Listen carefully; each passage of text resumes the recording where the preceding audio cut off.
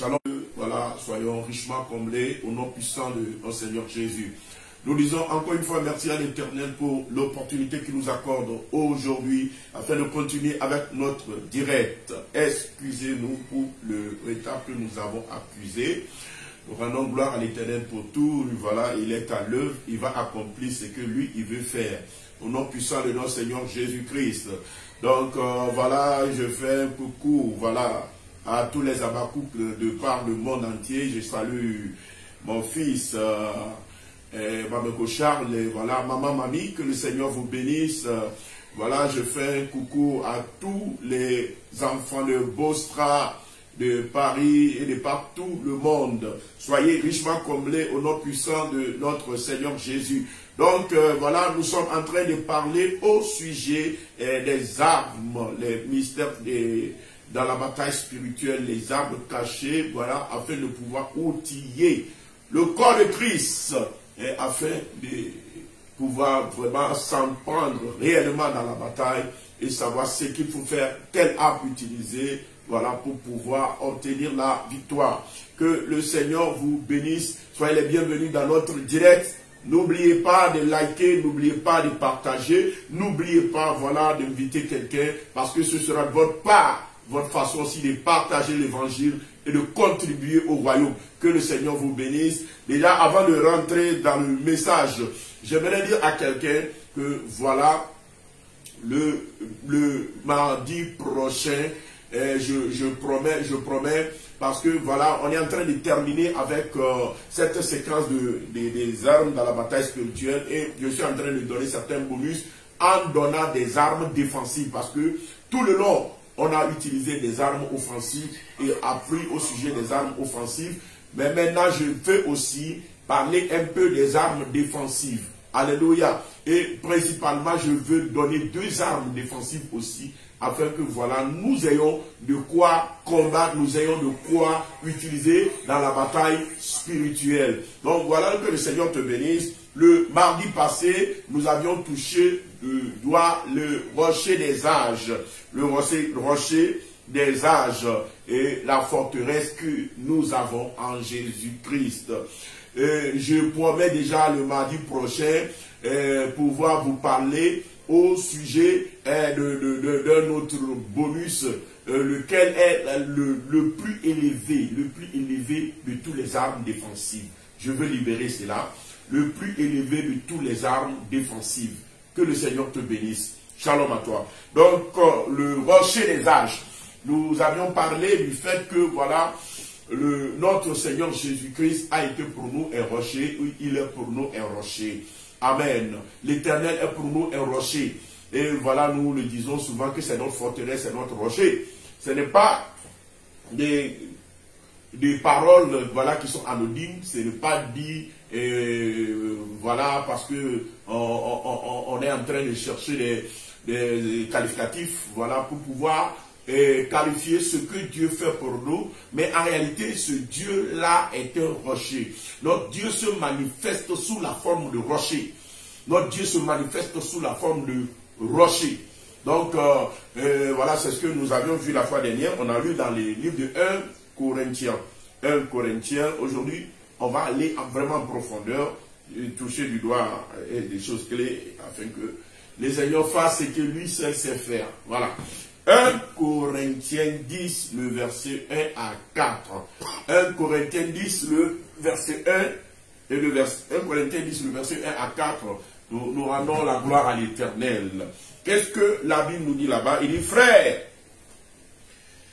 je ne veux pas que vous ignorez que nos pères ont tous été sous la nuée, qu'ils ont tous passé au travers de la mer. Ils ont tous été baptisés en Moïse, dans la nuée et dans la mer. Qu'ils ont tous mangé le même aliment spirituel et qu'ils ont tous bu le même breuvage spirituel, car ils buvaient à un rocher spirituel qui les suivait. Un rocher qui les suivait. Et ce rocher était Christ. Un rocher qui les suivait. Un rocher qui se déplaçait. Un rocher qui allaient là où ils allaient, un rocher qui était dans leur pas et dans tout leur parcours. Pendant 40 ans, le rocher là aussi a marché avec eux. C'est-à-dire à n'importe quel endroit où ils arrivent, quand ils se relèvent, ils se réveillent le matin, ils voient toujours le rocher à côté d'eux. 10 ans après, le rocher est toujours là, dans leur marche à côté d'eux. 40 ans après, le rocher est toujours là, en train de marcher à côté d'eux. Quel est ce rocher mystérieux? Quel est ce rocher mythique? Ce rocher mystérieux, la Bible le présente, il dit, voilà, c'est le Seigneur Jésus-Christ. Jésus-Christ qui arbore la forme de rocher. Il se révèle tantôt comme des arbres, un arbre appelé communément arbre de vie. Il se révèle comme le rocher également. Alléluia. Donc, c'est pour dire que notre Seigneur Jésus, il se révèle sous plusieurs formes. Amen. Il se révèle sous plusieurs formes. Il se révèle sous la forme animalière. C'est lui qui est l'agneau de Dieu. C'est lui qui est le lion de la tribu de Juda. Nous ne l'ignorons pas. Amen. Et il se révèle sous la forme des arbres. C'est l'arbre de vie. Il se révèle sous la forme de rochers. Hein? Et c'est lui notre forteresse. Amen. Et si vous voulez savoir, c'est lui Sinaï. Selon ce que la Bible a dit. Et le rocher mythique là, les suivait partout. Et ce rocher-là, c'est le rocher-là que nous appelons le rocher des âges. Alléluia. Le rocher de Sinaï. Ou encore le rocher d'Horeb. Et ce rocher a protégé. Son premier rôle, c'est d'accorder la protection à tous les enfants d'Israël. Amen. Pourquoi le Seigneur a permis à ce que ce rocher-là soit physique et visible? Le Seigneur a permis, voilà, que ce rocher soit physique et visible, afin que ceux qui l'ont vu en rendent témoignage. Afin que ceux qui l'ont vu en rendent témoignage. C'est pourquoi la Bible a rendu témoignage à ce rocher dans l'Ancien Testament, et la Bible a encore rendu témoignage à ce rocher dans le Nouveau Testament, selon ce que dit 1 Corinthiens 10, le verset 1 à 4. Et pourquoi ce témoignage-là a été rendu? Le témoignage-là a été rendu afin que tous ceux qui l'apprennent aient conscience, que les gens cela prennent conscience que l'Éternel est un rocher, que l'Éternel est une forteresse, que l'Éternel protège et garde. Alléluia. Afin que voilà dans tes batailles, afin que voilà dans tes luttes, tu n'oublies pas que tu as un rocher des âges, que tu n'oublies pas qu'il y a un rocher qui suit le peuple de Dieu, que tu n'oublies pas qu'il y a un rocher qui défend la cause du peuple de Dieu. Et ce matin, voilà, je suis là pour annoncer encore une fois l'œuvre de ce rocher-là dans ta vie, ce rocher qui te protège, ce rocher qui est là pour toi et qui empêche l'ennemi d'avoir accès à ta vie, que tous les flèches envoyés contre ta vie, que tous les dards enflammés envoyés contre ta vie, que le vent envoyé contre ta vie soit interrompu par le rocher des âges. Au nom puissant de notre Seigneur Jésus, je t'écoute pas dire Amen pour cela. Donc voilà, comme je suis en train de le dire, le rocher des âges a cette faculté-là d'intercepter les flèches de l'ennemi, d'intercepter les armées étrangères. Alléluia. Elle nous donne les dessus dans la bataille. Alléluia. La Bible dit, comment se fait-il que un a pu chasser 1000 et 2 ont pu chasser 10 000 si leur rocher ne les avait-il pas livrés? Alléluia. Si leur rocher ne les avait-il pas vendus? Car leur rocher n'est pas comme notre rocher. Vous voyez, leur rocher n'est pas comme notre rocher. Et le poids, la puissance, la capacité de notre rocher, alléluia, pèse dans nos guerres, pèse dans nos batailles, pèse dans nos luttes, pèse dans toute bataille qui vient au-devant de nous. C'est pourquoi je déclare que notre rocher t'accorde la victoire au nom puissant de notre Seigneur Jésus. Comme notre rocher n'est pas comme leur rocher, que au nom de Jésus, 1000 furent devant toi et que 10 000 furent devant vous. Au nom de Jésus-Christ de Nazareth. Qu'ils fassent défaut dans la bataille, qu'on les cherche, qu'on ne les retrouve plus. Parce qu'au nom puissant de notre Seigneur Jésus, tu as pour appui le rocher des âges. Tes pieds sont fixés sur la montagne. Tu ne trembleras pas, hein? Tu ne seras pas détruit au nom puissant de notre Seigneur Jésus. 1000 tomberont à ta gauche, 10 000 à ta droite, mais tu ne seras pas atteint. Mais de tes yeux seulement tu verras la rétribution des méchants. Parce que notre rocher n'est pas comme leur rocher. Vous voyez? Donc, le premier rôle de notre rocher, c'est de pouvoir nous accorder cette protection-là. Alléluia. Et en nous accordant la protection dans la bataille, cela nous renforce et nous donne à prendre le dessus. Au point où le seul cri des enfants d'Israël font tomber leurs ennemis. 1000 tomberont devant toi. 10 000 tomberont devant toi. Parce que notre rocher n'est pas comme le rocher. Alléluia. Que quelqu'un dit, parce que notre rocher n'est pas comme le rocher. Est-ce que tu peux répéter la phrase là? Oh my God. Que le Seigneur te visite là où tu es. Que quelqu'un dit, notre rocher n'est pas comme le rocher. Alléluia. Amen. Amen.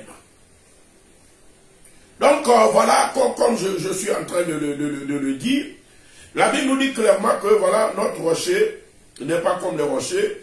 Deutéronome 32, le verset 29 à 31. Deutéronome 32, le verset 29 à 31. La Bible déclare, je lis la parole du Seigneur.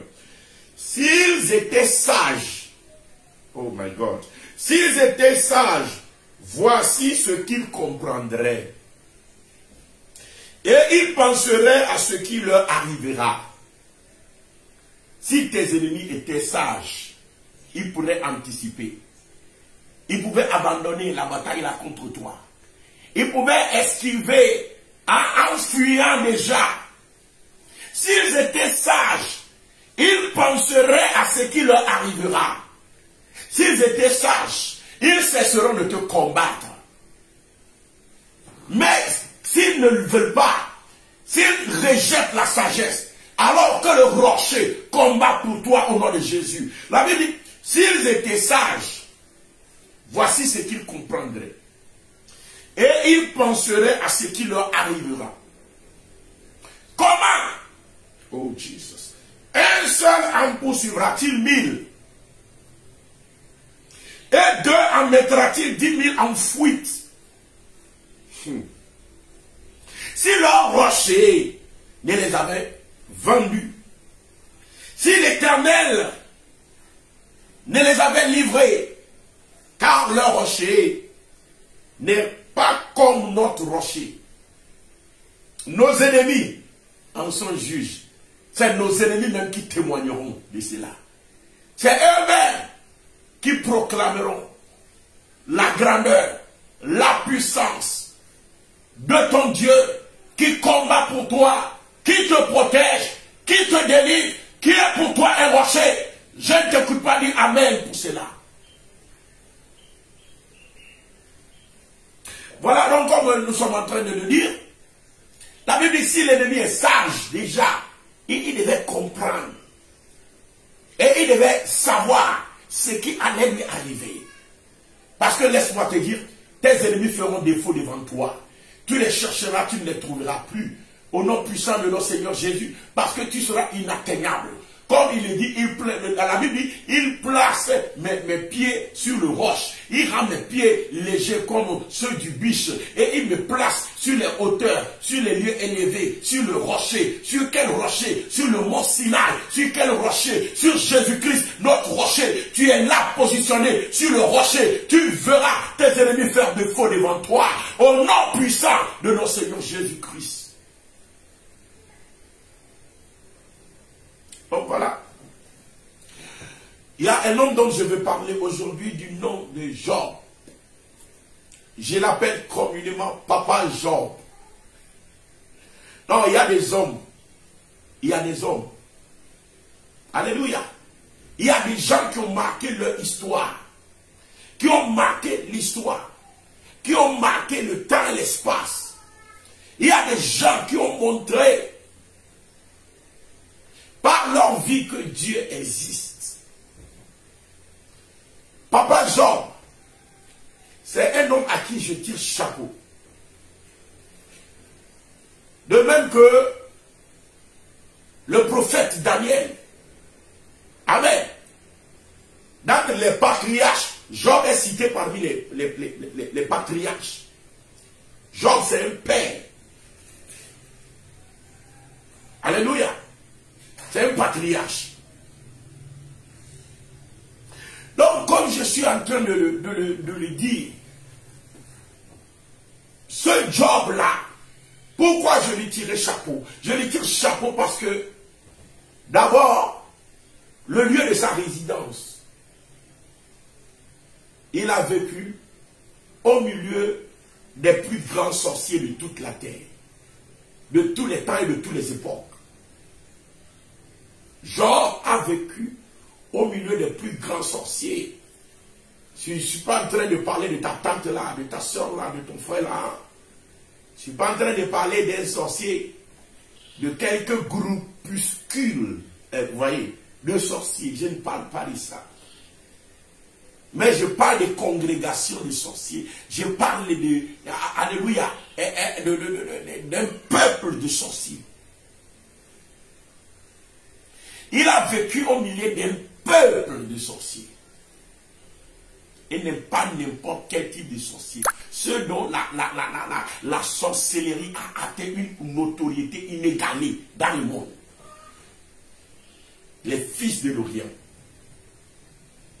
J'aime Papa Job parce que, alléluia, au milieu de ces sorciers-là, au milieu de ces enchanteurs, au milieu de tous ces gens-là, qui ont une réputation, je ne sais comment les qualifier, la Bible nous dit que lui, Job, il était le plus considéré entre eux tous, de sa population. Il était le plus considéré. Job a fait quelque chose. Et ce que Job a fait, Daniel l'a répété. Daniel aussi a acquis une telle notoriété à Babylone. C'est au milieu des fils de l'Orient. Ce que Daniel a fait, Papa Job l'avait fait en premier. Je n'écoute pas quelqu'un dire Amen pour ça. Je te vois, toi aussi tu es en train de refaire la même chose. Tu es en train de dominer au milieu des sorciers. Tu es en train de dominer au milieu des enchanteurs, au milieu des mages et des magiciens, au milieu des grands sorciers avérés. Tu domines. Et voilà, au nom de Jésus, tu domines sur eux et tu règnes sur eux au nom puissant de notre Seigneur Jésus. Voilà, c'est pour ça que le Seigneur Jésus nous a appelés. Et ça doit s'accomplir dans ta vie. Il faut le savoir. Il faut le sentir, il faut le croire, il faut savoir qui c'est ça. C'est pour ça que Jésus t'a appelé. Et il a tous les moyens disponibles pour toi afin de le réaliser dans ta vie, si tu le crois.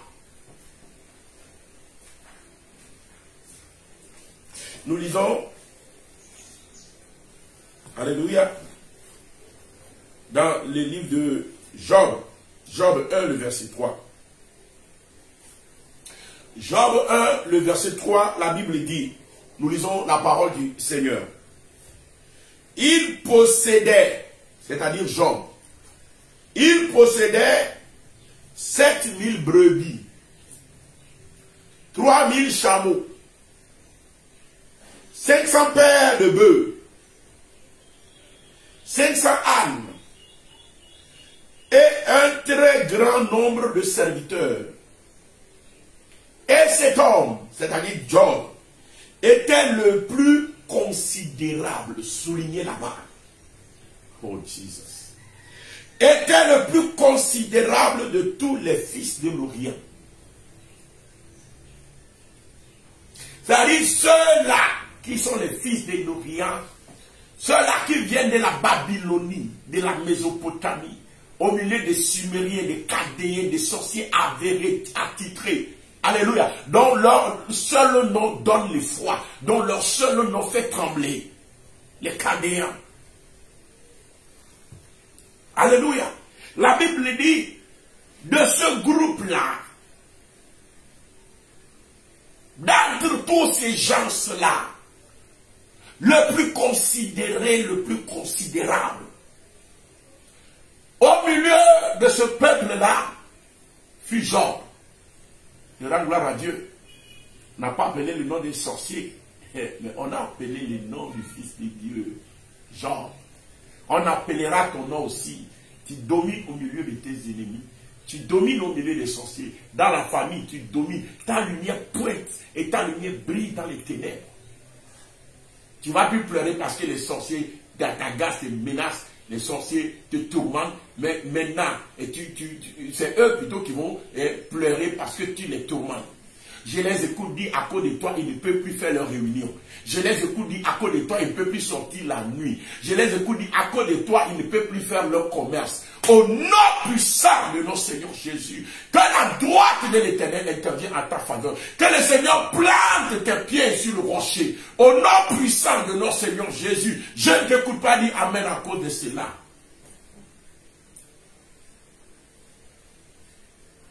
Donc la Bible dit, Papa Job était le plus considéré. Hein? Il est l'homme le plus considérable de tous les fils d'Orient. Il n'y avait pas son égal. Il n'y a pas sorcier qui peut l'égaler. Il n'y a pas sorcier qui peut faire duel avec lui. Il n'y a pas sorcier qui peut venir devant lui. Parce que lui, il a fini avec la sorcellerie. Il a fini avec les fils de l'Orient. Au point où il était le plus considéré. Pourquoi je dis il a fini avec eux? Alléluia. Laisse-moi t'expliquer ceci. Dans le monde de la sorcellerie, tous ceux qui ne font pas partie de leur confrérie, ils font tout pour que la personne la chute. Quand la sorcellerie domine dans une région, dans un milieu, leur premier objectif, quand tu ne fais pas partie de leur confrérie, ils font tout pour te faire chuter. Ils essaient de prendre les devants afin de traîner à leur suite toute personne qui est dans leur rayon de domination. Donc, du coup, quand tu te trouves dans un milieu où règne la sorcellerie, forcément que tu le veuilles ou pas, tu seras attaqué. Si tu veux briller, tu seras attaqué. Si tu veux réussir, tu seras attaqué. Et celui qui réussit, souvent, on amène son nom sur les autels de la sorcellerie, devant le trône de la sorcellerie, dans le milieu, afin de soumettre la personne là à des jugements sataniques et détruire la vie de cette personne. Donc c'est une personne qui est attaquée, c'est une personne qui est piégée dans tous les domaines et de tout moyen afin de pouvoir le faire chuter. Mais quand le sorcier essaie contre toi et il échoue, il finit par prendre la fuite. Même en plein midi, il te voit, il tourne, il change de chemin. Même en plein midi, il te voit, il commence par courir. Et je vois les sorciers courir devant toi au nom puissant de notre Seigneur Jésus. Ils sortiront la tête voilée au nom puissant de notre Seigneur Jésus parce qu'ils ont peur de te rencontrer. De quoi je parle là? C'est ce que le Seigneur a fait de Job. L'approche de Job fait fuir. Parce que les fils de l'Orient l'ont tenté fatigué, l'ont attaqué fatigué, ont essayé de le détruire fatigué, se sont levés contre lui fatigués. Mais quel était le secret de Papa Job? Papa Job avait pour secret, un des secrets, amen, principal, amen, le secret principal, un de ces secrets, c'est le rocher des âges. Il a les pieds solidement posés sur le rocher des âges. Je vois le rocher de Sinaï intervenir en ta faveur. Je vois le rocher des âges intervenir en ta faveur. Je vois Sinaï se manifester dans ta bataille. Je vois Sinaï en train de combattre en ta faveur. Oh Jesus. Oh Jesus. Le Seigneur se manifeste pour toi. Je vois sa gloire apparaître sur les nuées. Il étend sa main vers toi. Il te délivre et te fait sortir de l'eau. Il te fait sortir de la boue. Sa main est à l'œuvre actuellement que je te parle. Sors de cette situation. Sois libéré maintenant. Sois libéré maintenant.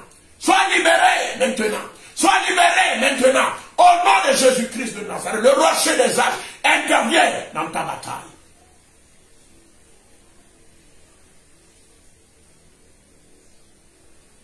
Donc voilà, comme je suis en train de le dire, Papa Job a fait cette expérience-là. Nous allons lire dans Job toujours 29, Job 29, le verset 6 à 8. Job 29, verset 6 à 8.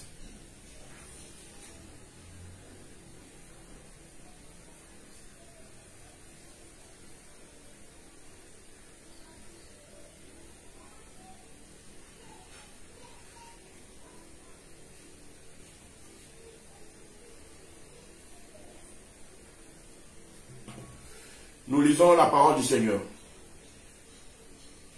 Quand mes pieds se baignaient dans la crème et que le rocher répandait près de moi des ruisseaux d'huile, si je sortais pour aller à la porte de la ville et si je me faisais préparer un siège dans la place, les jeunes gens se retiraient à mon approche. Les vieillards se levaient et se tenaient debout. Que le Seigneur bénisse sa parole. Ici, c'est Papa Job qui est en train de nous parler. Il dit, quand mes pieds se baignaient dans la crème et que le rocher, que quelqu'un souligne là-bas, et que le rocher répandait près de moi des ruisseaux d'huile, des ruisseaux d'huile. Si je sortais pour aller à la porte de la ville, oui. Quand Job avait en appui le rocher là, qui était à côté de lui, et qui répandait à côté de lui un ruisseau d'huile. Amen. Je disais que, amen, ce qui est sorti du rocher et que les enfants d'Israël ont bu, ce n'est pas exactement de l'eau. Amen. Parce qu'ils ont soif, ils ont appelé ça de l'eau. Mais après l'histoire là, qui fut contée instantanément où on a parlé de l'eau, par la suite, tous les autres versets n'ont jamais parlé de l'eau. Mais, même s'ils veulent utiliser ce mot eau, ils donnaient une description approximative. En touchant du doigt le fait que l'eau là était particulière, ce n'était pas de l'eau. Donc Papa Job l'appelle comment? Papa Job l'appelle huile. Le rocher répandait de l'huile. Pourquoi? Parce que c'est de l'eau cristallisée. Amen. C'est de l'eau qui scintillait, qui brillait. C'est de l'eau onctueuse. C'est de l'eau, mais voilà, ça a l'apparence de ce qui brille. Amen. Comme des cristaux qui scintillaient. Donc, à cette apparence onctueuse qui donne l'impression de ce qui brille. Alléluia. Job, papa Job l'appelle de l'huile. De l'huile. Alléluia. Donc la Bible dit, amen. Si je sortais pour aller à la porte de la ville, et si je me faisais préparer un siège dans la place. Amen. Verset 8. Les jeunes gens se retiraient à mon approche. Des gens commencent par fuir quand Job sort. Vous voyez, quand Job sort pour aller à la place publique, là où tout le village, là où toute la ville est supposée se rassembler, se regrouper, quand les gens voient Job, ils commencent par fuir. Quand les gens voient Job, ils commencent par courir. Mais pourquoi les fils de l'Orient courent-ils devant Job? Pourquoi les jeunes gens commencent par fuir? La plupart des jeunes gens, voilà, ils sont en train de chercher leur avenir. Et ils cherchent leur avenir dans quoi? La sorcellerie, la magie. Et quand vous cherchez votre avenir, alléluia, dans la contrée, qu'est-ce que vous faites? Souvent, on vous dit d'appeler le nom de l'homme qui est le plus considérable de la famille. L'homme qui est le plus considérable de la région. Vous voyez? Donc, on va voler l'étoile de l'homme là. Et on va vous donner. Souvent, c'est ce qui se fait dans la sorcellerie. On vole l'étoile de l'homme le plus réussi, le plus considérable. On te le donne. Donc, quand ça ne réussit pas, le feu peut te brûler. Quand ça ne réussit pas, tu peux être détruit. Quand ça ne réussit pas, quand toi-même tu vois l'homme là arriver, tu sais que vous vous êtes rencontrés en esprit, il est plus fort que toi, tu commences par fuir. Et ici, comme je suis en train de le dire, papa Jean a commencé, quand il se fait préparer un siège dans la place publique, la Bible dit à son approche, les jeunes prennent la fuite. Mais pourquoi prennent-ils la fuite?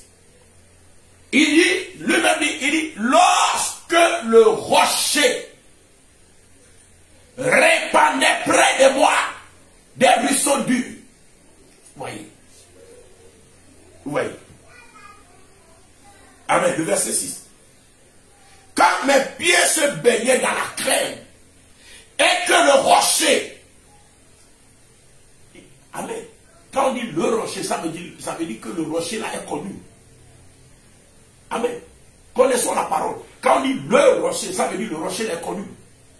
Quand on dit un rocher, ça veut dire c'est un rocher qui n'est pas connu. Mais quand on dit le rocher, ça veut dire c'est un rocher qui est connu de tout le monde déjà. Parce que le rocher là a déjà opéré à Sinaï.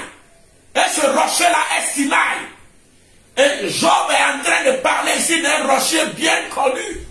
Il dit, quand le rocher répandait près de moi des ruisseaux durs, quand le rocher répandait près de moi des ruisseaux durs, voyez, c'est un rocher connu qui répandait près de lui des ruisseaux durs. On ne doit pas imaginer qu'il s'agit d'un rocher quelque part. Alléluia. Dans une forêt quelque part.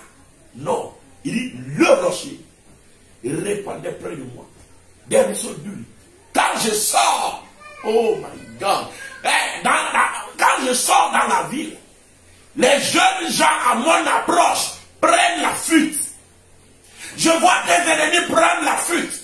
Je vois ceux qui veulent voler ton étoile, qui veulent marcher sur ta gloire, qui veulent s'approprier tes bénédictions spirituellement. Prendre la fuite devant toi, parce que le rocher là est là, en train de te protéger, en train de répandre des ruisseaux d'huile, et à côté de toi, tes pieds baignent dans la crème. Au nom puissant de notre Seigneur Jésus, je ne t'écoute pas me dire Amen. Voyez? Quand le rocher répandait des ruisseaux durs, quand le rocher répandait des ruisseaux durs, alors à mon approche, les jeunes gens prennent la fuite. Ils prennent la fuite devant toi. Ils fuient. Ils fuient sans arrêt. Ils courent sans arrêt. Tu les cherches et tu ne les retrouves plus. Au nom puissant de notre Seigneur Jésus. Parce que le rocher de Sinaï intervient dans ta guerre. Le rocher de Sinaï intervient dans ta bataille. Je ne t'écoute pas, me dis Amen pour cela. Amen. Et ici, je veux m'attarder avant de terminer avec ce direct sur ce liquide que répandait le rocher. Parce que, comme papa Job l'appelle ici, lui il appelle de l'huile. Il appelle de l'huile. Moïse avait parlé de l'eau que le Seigneur a répandue, que le peuple a bu. Mais après, le même Moïse, dans le livre de Deutéronome, a aussi appelé le liquide là de l'huile. Amen. Moïse a aussi appelé le liquide là de l'huile. Donc, Moïse rejoint Papa Job dans l'appellation du liquide qui sortait du rocher. Alléluia. Quand nous lisons dans le livre de Deutéronome, le livre de Deutéronome 32 nous dit, verset 12 à 13, le verset 13 nous intéresse. Alléluia. Il a fait monter sur les hauteurs. Vous voyez. Il a fait monter le peuple haut. Où? Sur les hauteurs du pays. Je te vois monter sur les hauteurs du pays. Je te vois tes pieds plantés sur le rocher de Sinaï. Je vois l'Éternel te propulser sur les hauteurs du pays. C'est le même rocher qui amène l'élévation. Quand il te place sur les hauteurs de ce rocher-là, ce qu'on appelle le règne rentre dans ta vie. Ce qu'on appelle l'élévation rentre dans ta vie. C'est le rocher qui accorde ça. Quand il place tes pieds sur le rocher-là, tu atteins les sommets.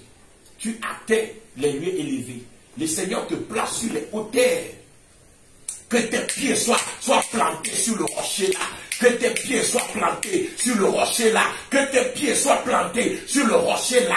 Que l'Éternel te place dans les hauteurs, dans les hauteurs, dans les hauteurs. Je te vois prendre la tête au nom puissant de notre Seigneur Jésus. L'élévation est rentrée dans ta vie. Je t'écoute me dire Amen pour cela.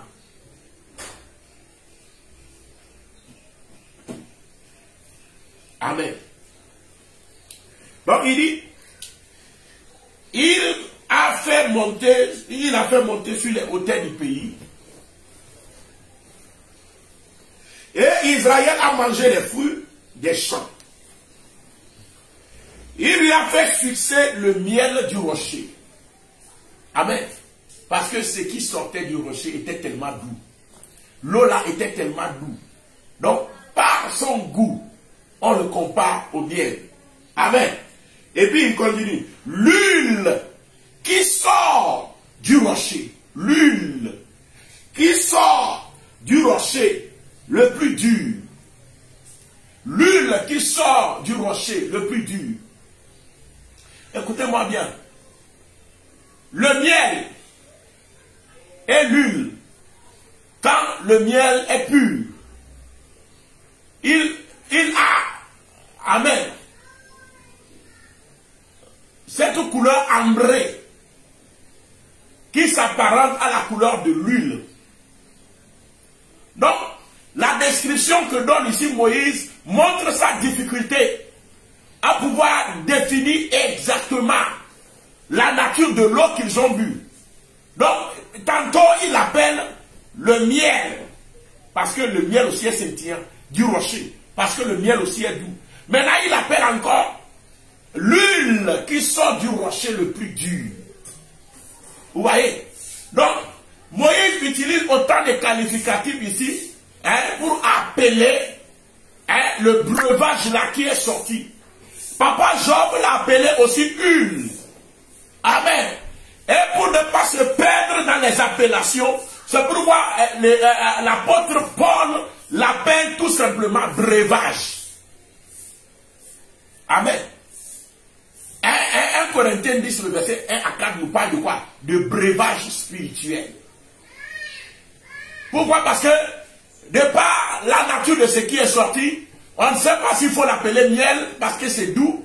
On ne sait pas s'il faut l'appeler miel parce qu'à cause de sa couleur ambrée. On ne sait pas s'il faut l'appeler l'huile à cause de la couleur ambrée toujours. Alléluia. Amen. Mais ce qui est sûr, c'est que c'est scintillant, c'est doux. Alléluia. Et ça s'apparente à l'huile, ça s'apparente au miel, ça s'apparente, voilà, à tout ce qui a, une couleur ambrée. Alléluia. Et à tout ce qui est doux, à tout ce qui est scintillant. Que l'huile là qui sort du rocher soit ta portion ce matin. Que ça rentre dans ton foyer. Que ça amène la douceur. Que ça amène du goût. Que ça amène au nom puissant de notre Seigneur Jésus-Christ. Oh my God.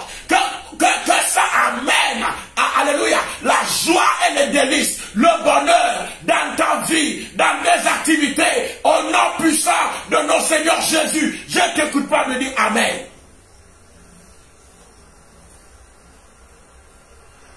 C'est pourquoi dans la Bible, alléluia, le Seigneur avait promis à Israël que je vous amènerai sur la terre là où coule le lait et le miel. Là où coule le lait et le miel. Alléluia. Là où coule le lait et le miel. Signe d'abondance. Signe de maturité spirituelle. Signe de bonheur. Vous voyez? Amen. Il y a plein de choses dans ceci sur lesquelles je ne veux pas venir. Mais je sais que le Saint-Esprit est en train de te communiquer des révélations maintenant que je suis en train de parler. Que le Seigneur ouvre ton entendement spirituel. Reçois maintenant, au nom puissant de notre Seigneur Jésus-Christ, l'abondance qui coule de ce fleuve-là, hein, de ce torrent-là, de ce ruisseau d'huile-là, qui sort du rocher le plus dur, qui sort de Sinaï. Ce breuvage-là, que le breuvage-là soit ta portion. Au nom puissant de notre Seigneur Jésus, je ne t'écoute pas me dire Amen.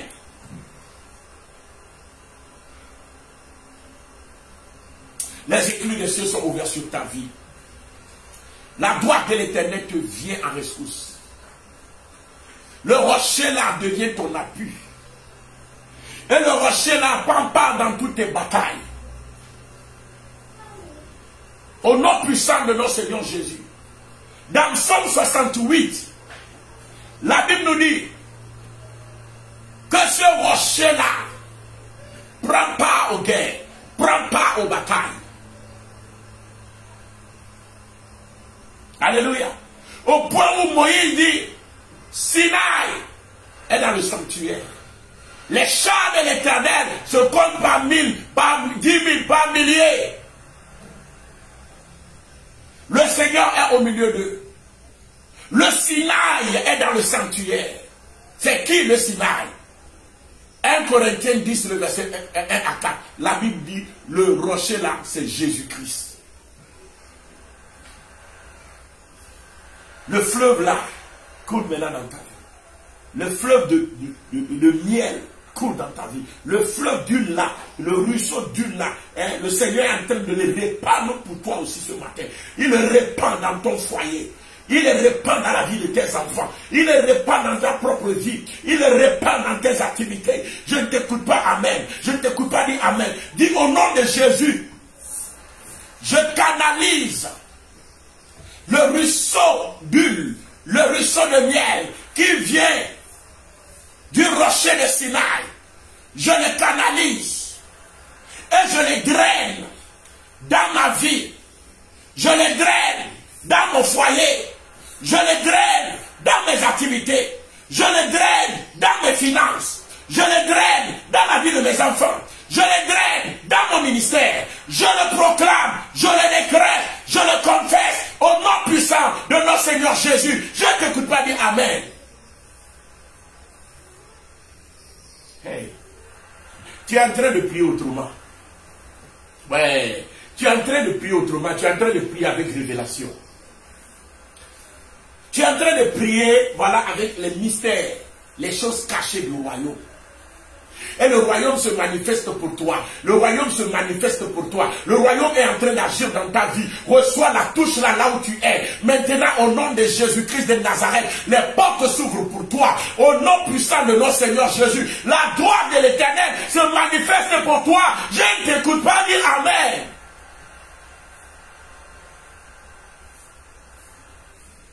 Alléluia. Oh, thank you, Jesus.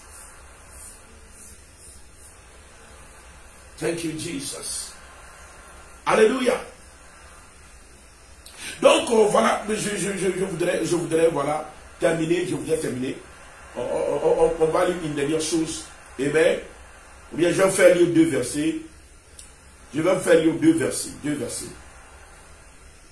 On va lire dans Psaume 89, le verset 26 à 27. Psaume 89, 26 à 27. Et nous allons lire Apocalypse 22, le verset 1 à 3, sur quoi nous allons prier.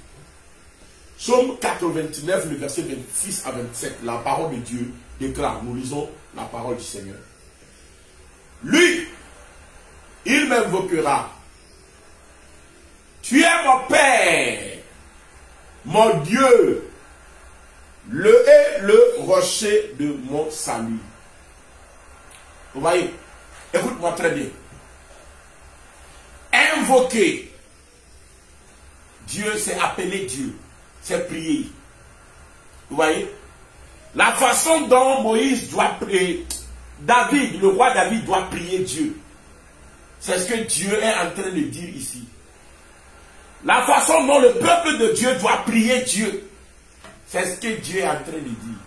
Comment est-ce qu'on doit invoquer Dieu? Écoute bien, la prière là, on rappelle à l'Éternel ses paroles. La prière, ce n'est pas j'essaie de formuler les phrases. Parce que les choses du royaume ont leur code. Le royaume a sa façon de faire les choses. Il y a ce que nous appelons le langage spirituel et la réalité spirituelle. Le langage spirituel, c'est appeler les choses selon les noms qu'ils ont dans le royaume. Amen. Et la réalité spirituelle, c'est tenir compte de la réalité des choses selon notre royaume. Nous ne parlons pas selon ce monde. Nous parlons selon notre royaume. Je ne t'écoute pas dire Amen. Amen. Donc il faut forcément utiliser les moyens du royaume, les choses du royaume, le langage du royaume, ce qui existe réellement dans le royaume et comment les choses fonctionnent dans le royaume. C'est comme cela que tu peux prier pour prétendre à l'efficacité maximum de ta prière. Donc il dit, lui il m'invoquera. La façon dont on doit prier encore, le Seigneur est en train de le montrer là-bas. Il dit, lui il m'invoquera. Et voici ce qu'on doit dire.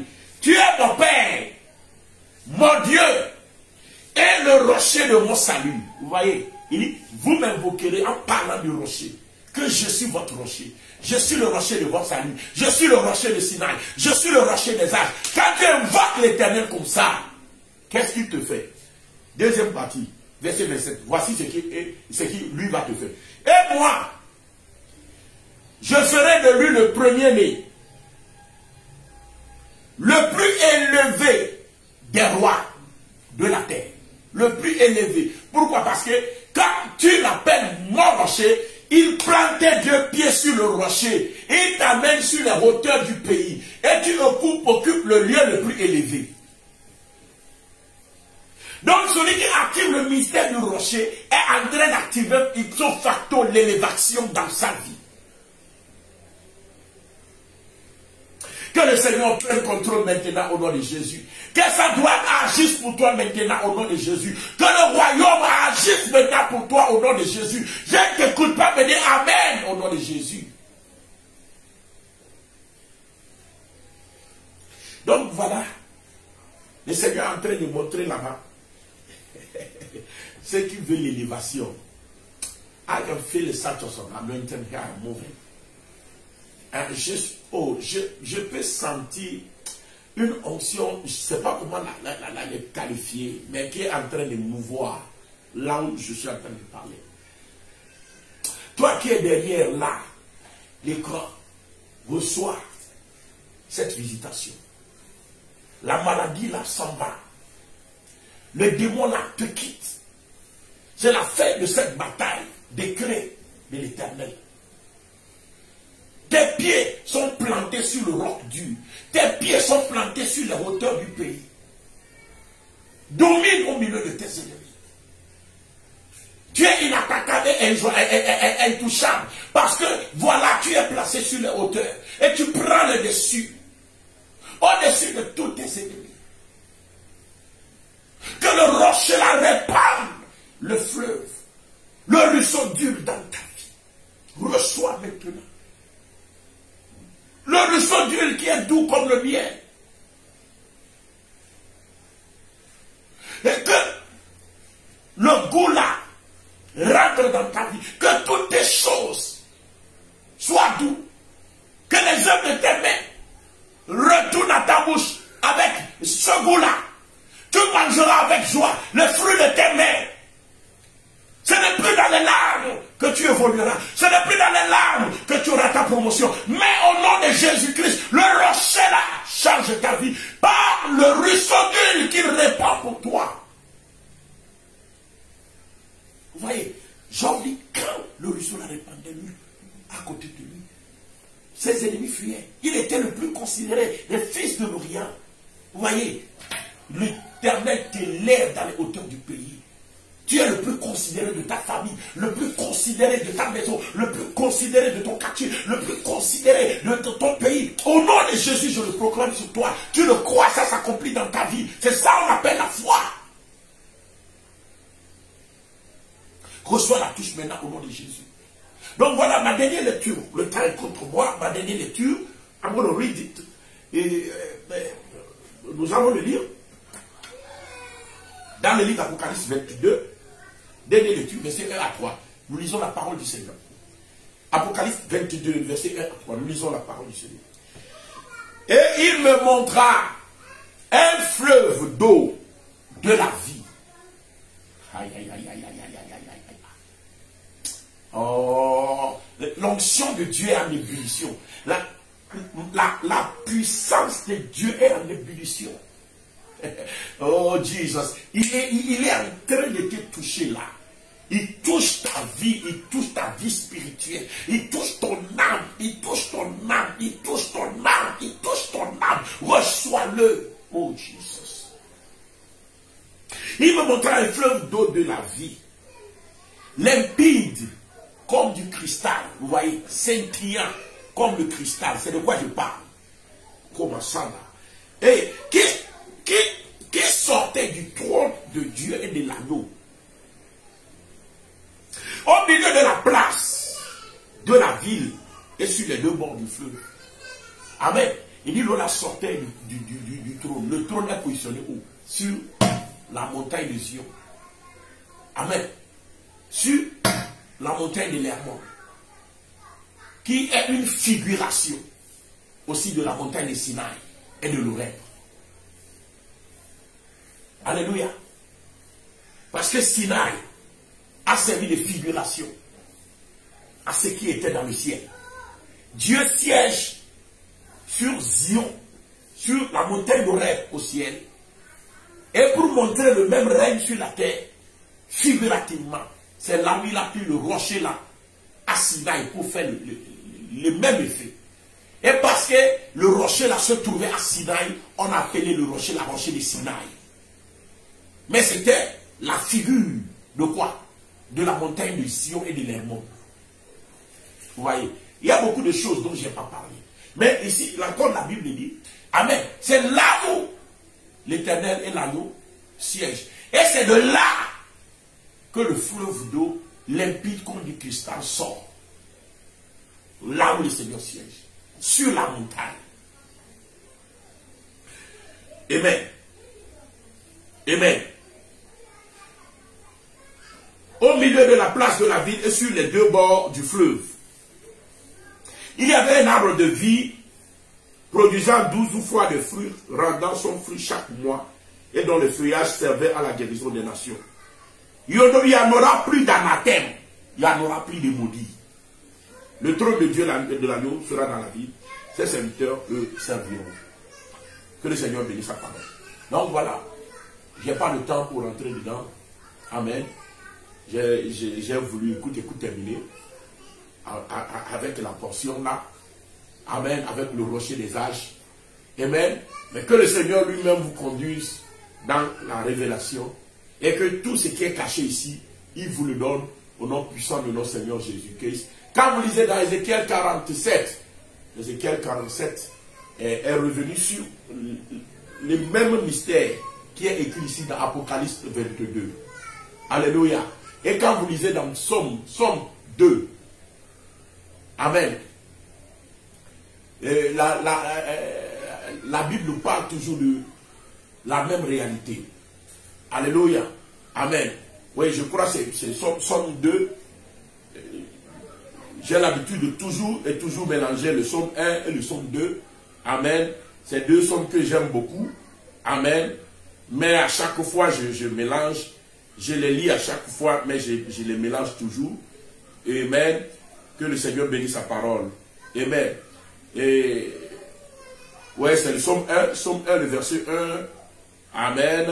Jusqu'à toi. Donc c'est ça. Que le Seigneur te bénisse. Je vais prier avec toi. Dieu de gloire, Papa, nous bénissons ton Saint-Nom. Que ton nom soit loué, que ton nom soit exalté, que ton nom soit magnifié. Je te dis merci parce que tu touches la vie de quelqu'un. Merci parce que ta grâce agit pour quelqu'un. Merci parce que ton sceptre est élevé. Merci parce que le rocher de Sinaï agit pour quelqu'un. Merci parce que voilà, les pieds de quelqu'un sont plantés, Seigneur, sur le rocher. Merci parce que, Seigneur, il frôle les hauteurs du pays. Merci parce qu'il a pas, Seigneur, au breuvage, au ruisseau d'huile, à l'eau de la vie qui coule, Seigneur, de ce rocher. Que l'abondance et la bénédiction de l'Éternel soient votre portion à tous égards. Les écluses de ceux sont ouverts. Restez bénis, restez connectés, restez branchés à la source divine et que vos vies ne soient plus jamais la même chose. Au nom puissant de notre Seigneur Jésus. Shalom, shalom, shalom à vous. Que le Seigneur vous bénisse. Nous restons ensemble pour notre prochain direct le mardi prochain. Que le Seigneur vous bénisse. Bye bye. Shalom. Je vous aime. Bye bye.